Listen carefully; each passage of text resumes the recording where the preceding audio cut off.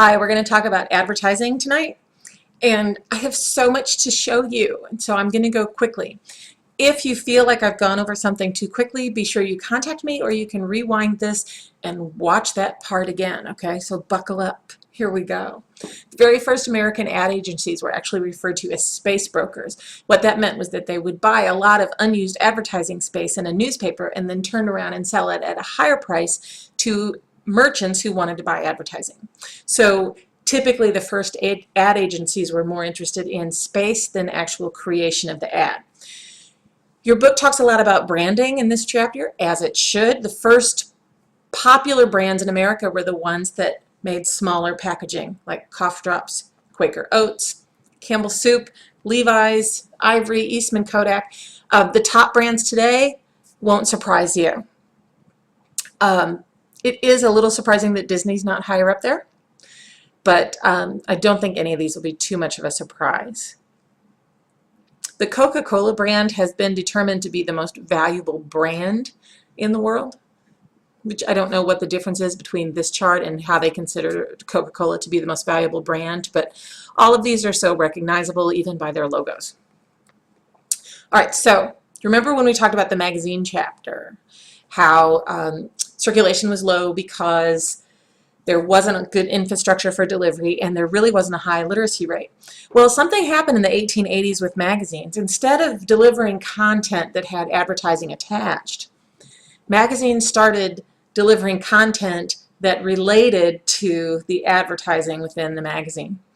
So instead of providing media for the public, magazines began to provide pieces of the public to their advertisers. And that's a subtle difference, but I want to make sure that you get that part. Because now here's a medium that is only being created specifically to deliver us to advertisers. Okay? This is why there aren't a whole lot of media aimed at senior citizens, especially television shows, because they're not a desirable target market. They don't have the discretionary income, and if they do, they have to spend it on medicine. Okay? The most coveted age group in the TV market, for example, is 18 to 34. You might not think you have a lot of money, but the money that you have is yours to spend. You're not trying to send a kid through college. You're not paying a mortgage. You don't have to buy a lot of insurance. Okay, you with me? And you have time. When you're younger, you have a lot of time and no money. When you're older, you have money and no time. Terrible irony. But most media in general are aimed at your age group for that reason. You are willing to try new products. Senior citizens aren't.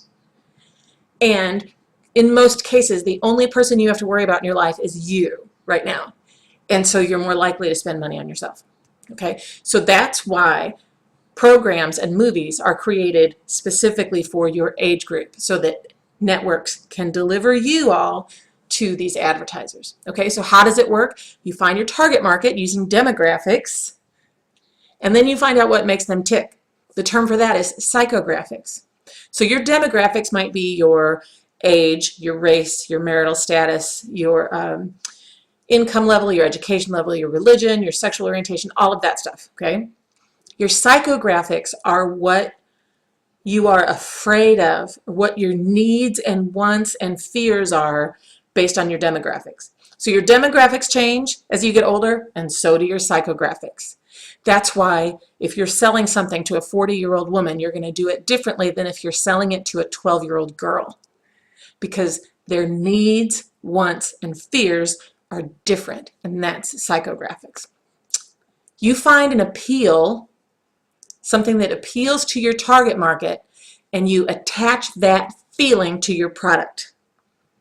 Advertising doesn't sell products. It sells feelings associated with those products. Let me show you what I mean. These women, they're having a great time, right? Yeah. And yet, the ad is associated with something that women typically think of as drudgery. Shaving. It's a pain. But the ad attaches the appeal of fun. And look, even the razor's pink. Okay, see how this works? How do you sell something to stressed out people? You promise them relaxation. And you do a horrible photoshopping job with that pack of cigarettes, how it's kind of floating. It's very strange. You find your target market, you find their weakness. Here's a great example of how to sell something to a new mother. You play on their guilt, because trust me, mothers feel guilty about everything. So here's an ad for Playtex bottles, and it's playing on that emotion that the mom might feel guilty for not nursing. It's genius, okay? How do you sell something to powerless poor people? You give them power. In fact, when we talk about cigarette advertising, we're going to talk about how most people who smoke are in the lower socioeconomic range. And it's because of ads like this. Here, she has a horrible job that she hates. Her bosses are awful. And yet she has power in this situation because she's about to ash their food. And what is giving her the power? It's the cigarette. See how that works? How about housewives? How do you sell something to them? You help them relax. Every taste has a feeling. What's so interesting, and I did a bad job, I ripped this out of a magazine at Jiffy Lube. I do that. What was interesting about this is that the other side of the ad was all about how we shouldn't eat our emotions. But here, Pepperidge Farm is saying every taste has a feeling. And look how relaxed she is in that gross chocolate bath. Okay, so how would you sell something to a mom with school-age kids? This is how. You make her think that if her little angel, who's nicely lit from behind, if you notice, her little angel gets sick, whose fault is it? It's hers, because she didn't buy Lysol. Look at how he's looking at that inhaler. Whose fault is that? Yeah, mom's. Read the ad. It's genius. How do you sell something to girls in middle school? Well, ask yourself, what are middle school girls afraid of? I mean, we know they're all evil, right? But what are they afraid of? Check it out. 4 out of 5 girls you hate. Ask for it by name. Now, she doesn't look like a middle schooler. I'm not sure what she looks like. But look at the tagline here. Stop hating them. Start being them. So this ad is promising a middle school girl, you know what? You want to be a part of that clique? Now you can. Don't hate him anymore. Be one. Be somebody that someone else envies and hates. Okay? Teenage girls, similar. Here you've got an ad making fun of parents. Here you've got an ad talking about Judgment Day, when the first day you put on the bikini. Here's an ad about it's not whether you win or lose, it's how you look, which goes against what every parent has ever told you in your life, right? How do you sell something to women in their 40s? Ask yourself, what are they afraid of? What are women in their 40s afraid of? You might be saying getting old. It's not getting old necessarily, it's looking old, right? So here you offer a collagen filler with the model, and I can't remember what her name is, holding it like a syringe. And yet she doesn't have any wrinkles. Hell, she doesn't even have any pores, okay? It's genius. This ad would not work for a 15-year-old girl. All right, guys in their 20s, what are they afraid of? Commitment, maybe? Loss of control? Oh, here's one. Great, huh? Yeah. This is a really interesting ad, too. And, you know, you might look at it and say, oh, this is so sexist. Well, yeah, it is, but look at it from a different point of view. You're selling a men's, this is a German men's magazine. It's kind of like their version of GQ, okay? I've had students in their 20s come up to me after class and say, you know, can I talk? I need advice. My dad wants me to graduate early. My mom wants me to work more hours. My girlfriend wants to get engaged. Like all of this pressure on guys in their 20s. Make money, graduate, you know, be the successful guy. I think that a lot of guys in their 20s feel like they've lost control, that other people are actually in control of their lives and not them. At least that's been my perception of hanging out with college students for 15 years. Here's an ad promising you control. Yeah, it's control over a woman, but it's control. And I think for that reason for the demographics and psychographics of this target market. This ad is genius. This is an ad that didn't show up in the United States. And this one, Axe. Do you know, I mean, we'll talk about Axe, but did you know that the advertising campaigns for Axe were actually created before the products were created? They knew exactly what they were doing. And this is clever because the whole idea behind Axe is not to have a girlfriend, but to have like a herd of women chasing you, right? What are you afraid of if you're engaged or a future bride? You're afraid of gaining weight. This is brilliant. It plays on a specific fear of a specific target market. So obviously you'd see this ad like in Brides or Modern Bride. You wouldn't see it in Sports Illustrated, right? Okay, so common appeals used: fear, humor, success, accomplishment. Fear is the biggest one. Humor is the one typically used in Super Bowl commercials, right? We expect them to be entertaining. But fear is really the most common and most effective advertising appeal, because no matter what your demographics or your psychographics are, you are afraid of something. It's just human nature. All right, so how are ads developed? Through market research, focus groups, and media buyers. Market research will figure out who the target market is and what their psychographics are. Okay. Focus groups will then test the ads to see what they think, if they think they're effective or not. And obviously you want your focus group to be the same demographics as your target market. And then the media buyer is the one that determines where within media productions your ad is going to appear. So we have to talk about sex if we're talking about advertising, and everyone says, well, sex sells. And it makes me crazy because it's true, but can we talk about it in a deeper way? No matter what your demographics are, you are a sexual being because you are human.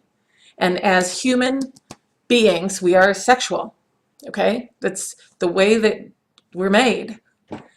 So no matter how old you are, no matter what your income is, no matter what your marital status or religion or whatever, you're going to have sexual feelings because you're human. That's how advertisers can cut through the clutter, because we see about 3,000 ads a day, okay? Cut through the clutter by using sex because it is something that everyone will notice. This is one of my favorite examples of all time. And you know what? This is not accidental, what's going on right here. Not accidental at all. Nothing in ads is accidental.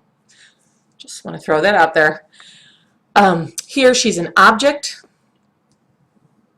This ad is a classic for 1,000 reasons. And in fact, in the second week of August, the girl in this ad actually stepped forward and said that she was furious about it because all they did was buy a bunch of photos of her with different expressions.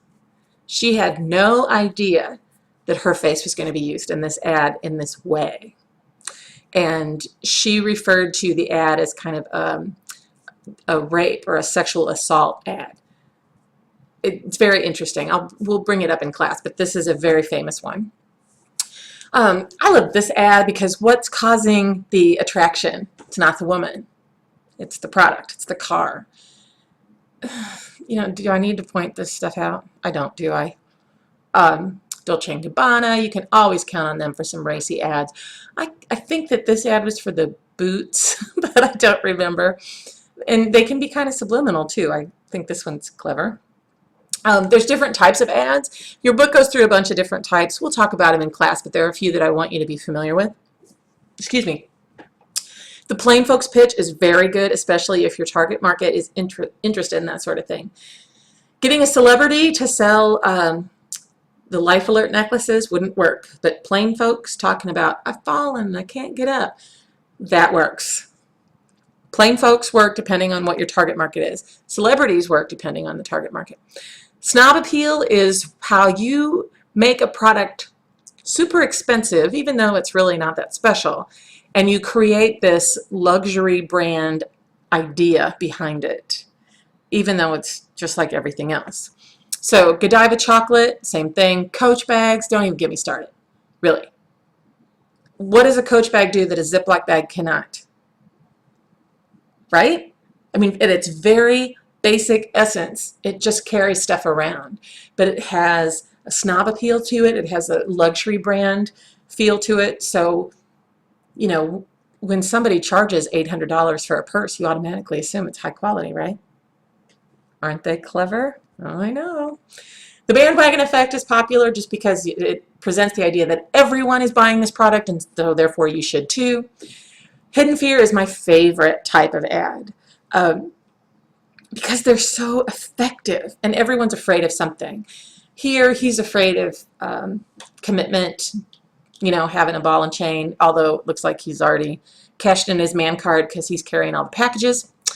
I love this ad because it says, make a man remember. And the understated fear there is that he'll forget you if you do not wear this cologne that's somehow shaped like a boob. Okay? He'll forget you if you don't wear this. The association principle is super effective. What it does is it attaches a product to something that we already love, like a flag. There's a reason Tommy Hilfiger's label looks like the American flag, and nobody did it better than Ronald Reagan. Ads can also reinforce cultural beliefs and stereotypes, like the idea that women always want to get married and guys don't want to. So here's a wedding and he's handcuffed. Okay, he's not paying attention to her, and he's wearing a wife beater, so she's going to poison him. Okay, isn't this awesome? Yeah. Here's a cologne named Promise. So not only can you wear the feeling, but you can buy the feeling. Speaking of feelings, here's a creepy one. Every member of the family is depending on this mom. It's just creepy. All right, so how do you advertise things that aren't good for you? If you make it to age 18 without smoking, there's like a 95% chance that you will never smoke. So if 3,000 smokers die every day, then the tobacco industry has to recruit 3,000 new smokers every day. And if you have already made your decision by 18 whether or not you're going to be a smoker, then who do they have to advertise to? People under 18, right? Even though they're not allowed to, it still happens. Cigarettes are sold as stress relievers, like she's on a little mini vacation. A power tool, again, because she's mad, but boy, he's going to smoke and not pay attention. This ad is just so physically ugly. I just like to show it. Cigarette ads from the past. Woo! This one's actually referred to as the stalker ad. What's interesting about this, too, is that she's not really skinny. Okay. Cigarettes are also sold as a weight control product. So in many times, ads for cigarettes that are aimed at women are called Slims. That's not accidental. Camel number 9 came out last year. They ran in Vogue, Glamour, and Cosmo. Of course, has lots of readers that are under 18. But what's interesting is that the giveaways that they included, you know, if you collect like a certain number of points, you can cash them in for lip stuff and bling for your cell phone case and purses. So they caught a little bit of flack because they were so obviously trying to sell to teenage girls. So how do you sell liquor? Yeah, easy. You just say you're going to have sex after. Or it promises the excitement of a new personality when you're drunk. The interesting thing about these Bacardi ads, because they do promise a personality change.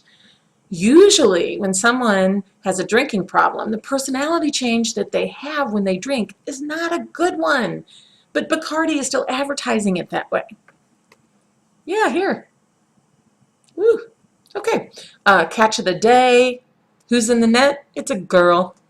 I mean, it's the constant drumbeat of liquor ads is just, you'll have sex, you'll have sex, you'll have sex. No repercussions, you know. I'll show you even race here once in class. That'll get you to come to class, won't it? All right, the FTC is the federal agency that runs advertising. You want to be familiar with the FTC, what they allow, what they don't allow. I mean, it's basically common sense. You're not allowed to lie in ads. You need to have evidence to back up what you're saying. Like, you can't say ABC mouthwash prevents cold, but you can say it kills the germs that cause cold. You see the difference? It's pretty subtle and slightly boring, but it's important to know. So we're going to talk about the FTC in class. So for the advertising class period, make sure that you are familiar with the different types of advertising and how to create ads based on a certain market, because we're going to do a really fun project in class, okay? Okay, well, that wasn't too long, 20 minutes. See you in class.